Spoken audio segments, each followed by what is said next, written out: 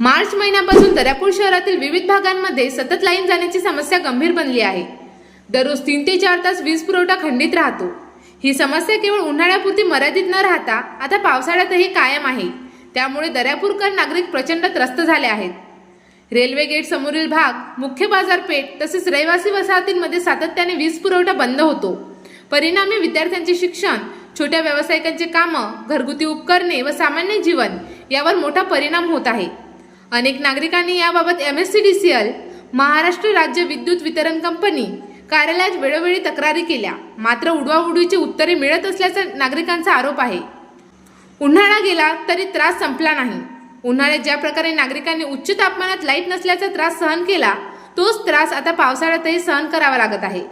पावसामुळे ओलसर हवामानात लाईन गेली की fridge, washing machine, mobile charging, internet, पाणी पुरवठा यावर थेट परिणाम होतो।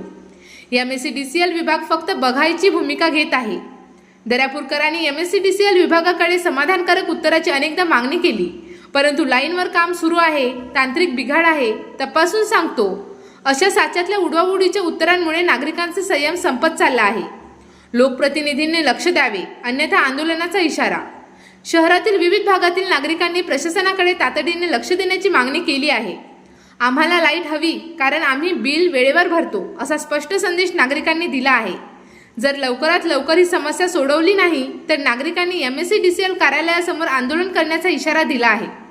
मार्च महिन्यापासून दर्यापूरच्या, विशेषतः जुनं दर्यापूर, सिव्हिल लाईन, गणेशनगर, शिक्षक कॉलनी, साईनगर या भागातली जी लाईट आहे, विद्युत पुरवठा हा नेहमीच खंडित होत आहे आणि कधीकधी 3-3 तास, 4-4 तास लाईट येत नाही। अनेक लोकांचे कामं रखडतात, त्यामुळे सगळी जनता त्रस्त आहे। आणि आम्ही या संदर्भात विचारणा केली असता तर कुठला फॉल्ट झाला, काय झाला असं नेहमी उत्तर येते। यावर एक चांगली उपाययोजना झाली पाहिजे। मी कोणावर दोषारोपण नाही करत, पण सामान्य जनतेला कुठल्याही प्रकारचा त्रास न होता जर विद्युत पुरवठा चांगला राहिला तर सर्वांचे कामं होतील। रात्रदिवस हीच कंडिशन आहे। उन्हाळ्यानंतर आता पावसाळा लागला, पुन्हा तशीच। आणि माझं असं म्हणणं आहे की रेल्वे गेटच्या इकडचा जो भाग आहे दर्यापूरचा, तिथं सातत्यानं लाईट जात राहते।